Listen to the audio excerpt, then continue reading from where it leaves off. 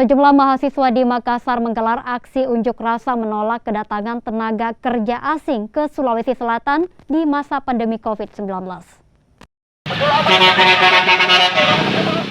Dengan memblokade Jalan Sultan Alauddin, Makassar, mahasiswa yang tergabung dalam Koalisi Aktif Sulawesi Selatan ini menggelar aksi unjuk rasa menolak masuknya tenaga kerja asing. Mereka menilai masuknya tenaga kerja asing sebagai bentuk tidak konsistennya pemerintah Indonesia, mengingat para pekerja asing tersebut masuk ke Indonesia di tengah lonjakan kasus COVID-19.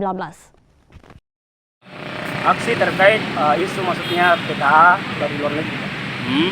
Yang dimana kami dari Polisi Aktif Sulawesi Selatan itu kemudian menuntut bagaimana ketidakkonsistennya pemerintah dalam penanganan COVID-19.